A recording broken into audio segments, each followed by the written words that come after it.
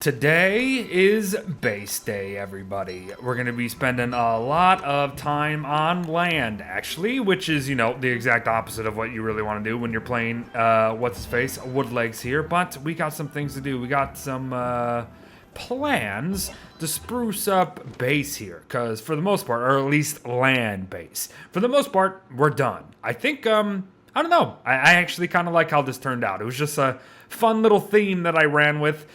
I kind of feel unfortunate that I didn't do some sort of X marks the spot thing with all this, but that would have been really hard to plan, I think.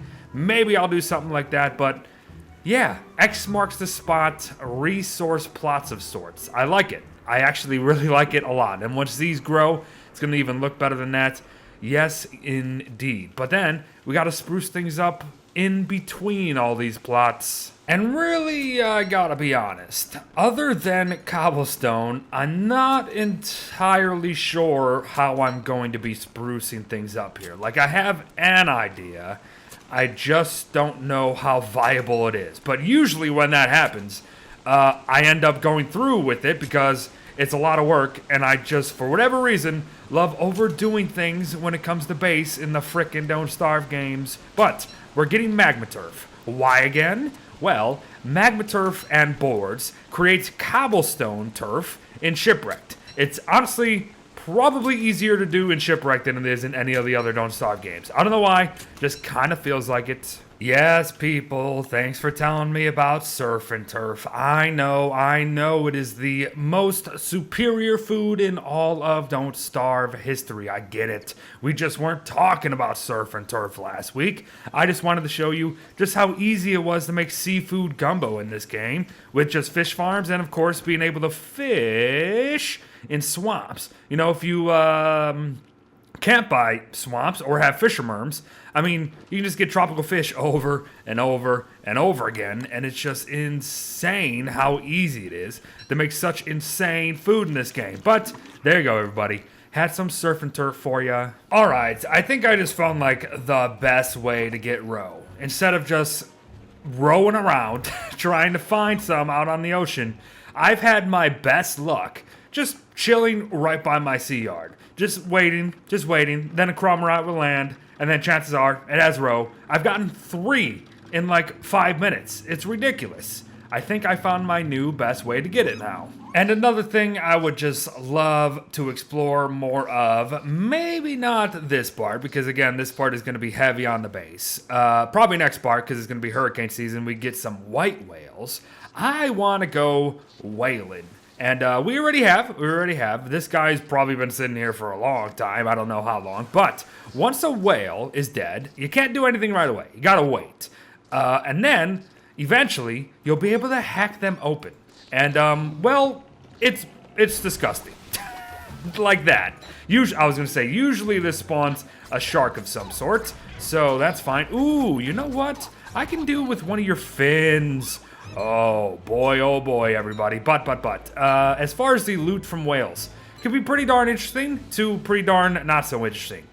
This blubber goes into a couple crafts that not really gonna blow you away, per se. Oh, you weren't dead yet.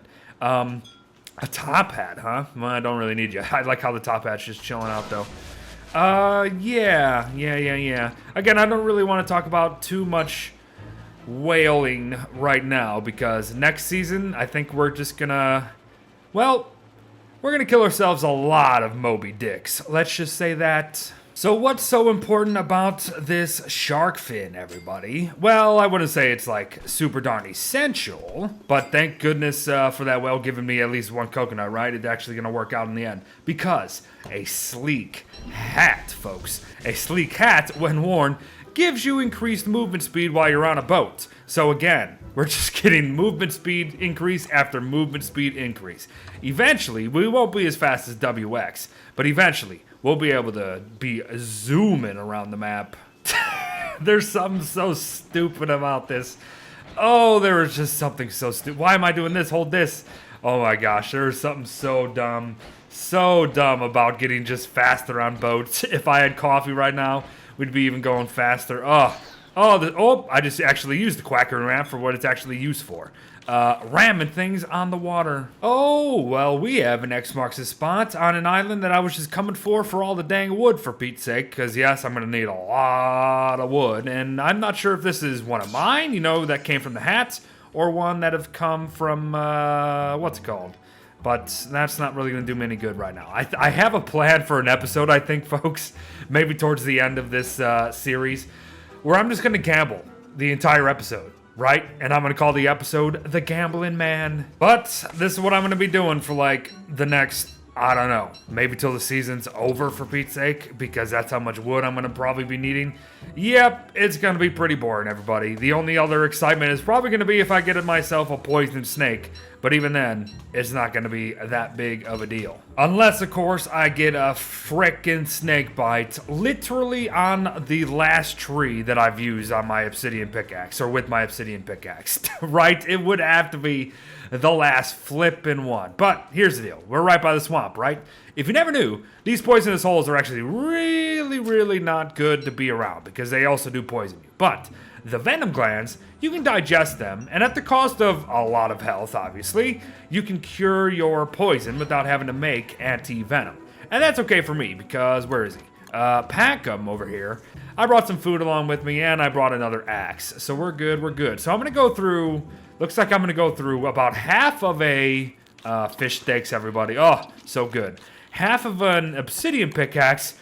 Now I'm about to go through a frickin' full luxury axe. Oh boy, lots of chopping. Ooh, doggy, that is a dangerous chest if I've ever seen one, man. I've lost a shipwrecked world to a chest like this. Hurricane season dug one up, lightning struck the chest, it struck the obsidian coconade, and oh boy, I blew up.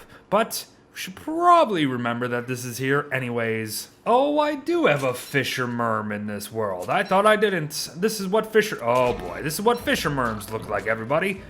They're red. They're red, and then they come out of their homes, and then they just, they fish for you. They fish for you just like this.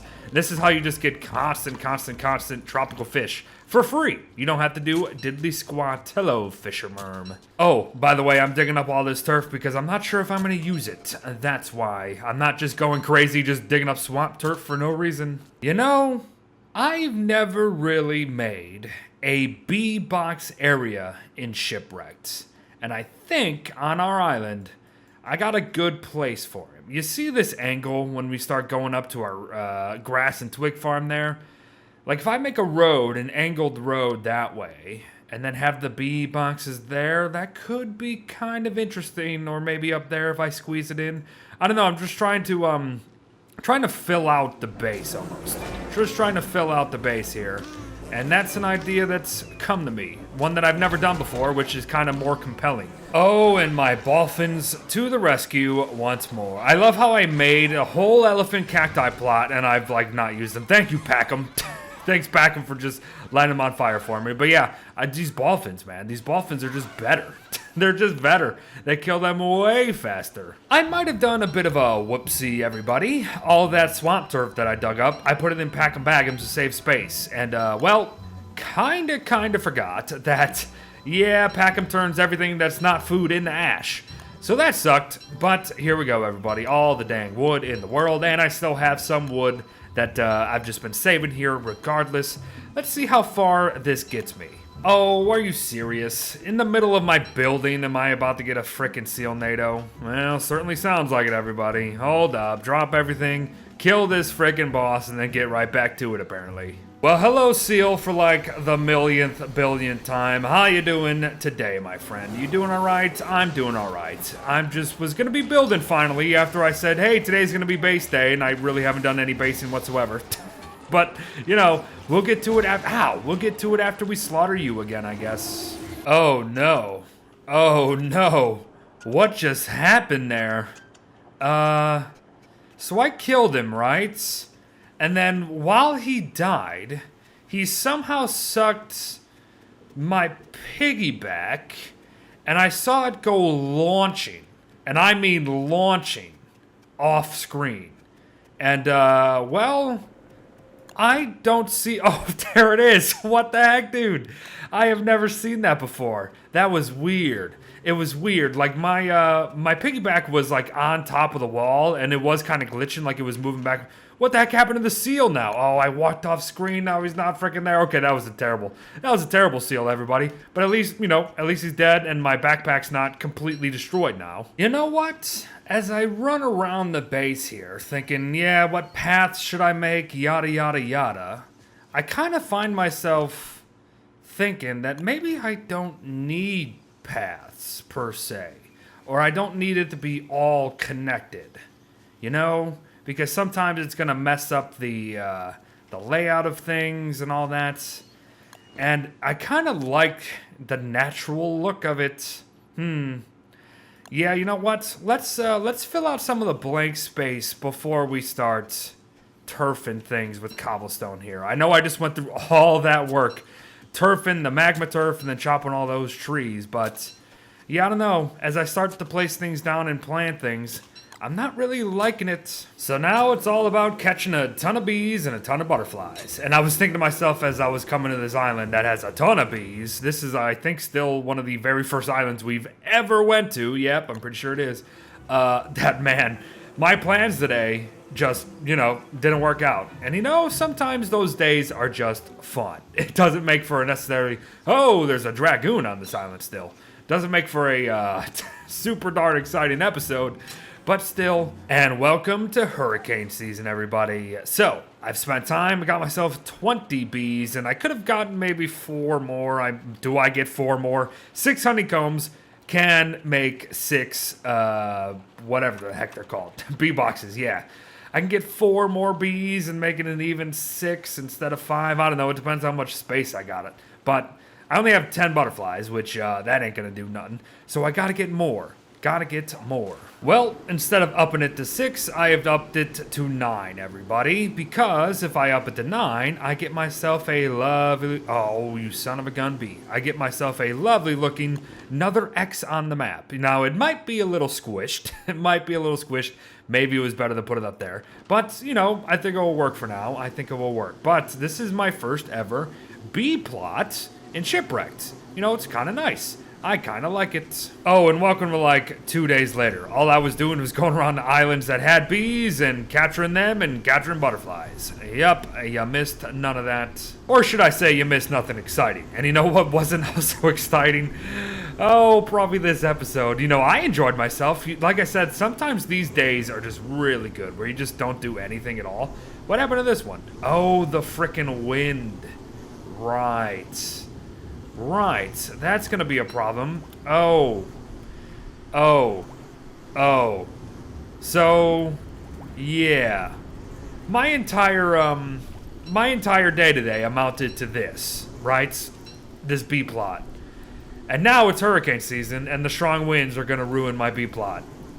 Yep, that's just great. Also, holy crap, these bees are just producing so fast. So here's the deal. I want to feel like I actually accomplished something today because I did a lot of work today and none of it means anything right now. So I'm going to go up to these 2 very, very big coral reef areas and, start collecting them.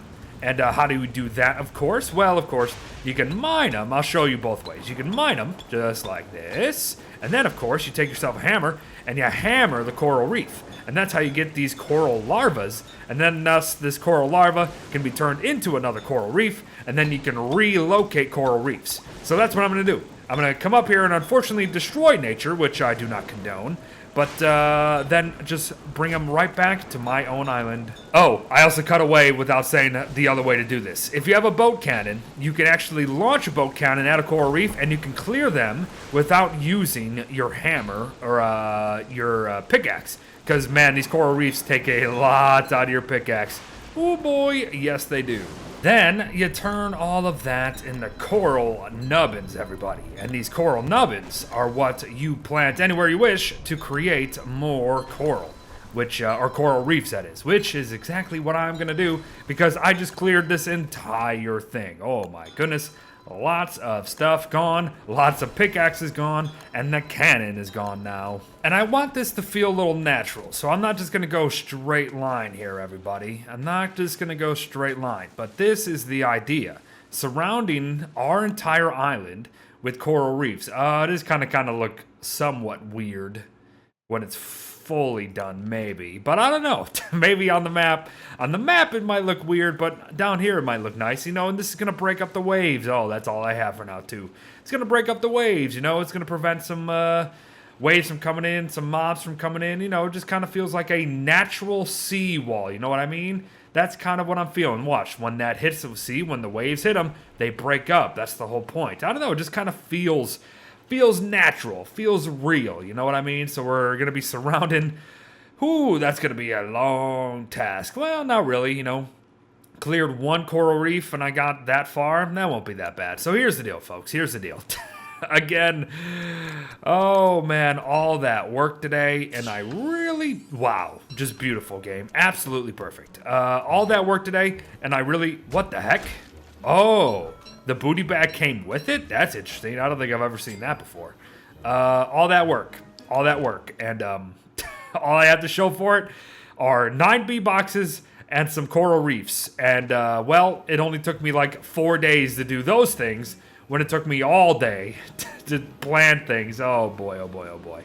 But, at least on the bright side, this is my first ever bee plot in Shipwrecked. So, that's an accomplishment if I do say so myself. But thanks so much for watching, folks. No idea what happened today, but that's kind of the fun of playing sometimes. I'll see you next time. Bye-bye.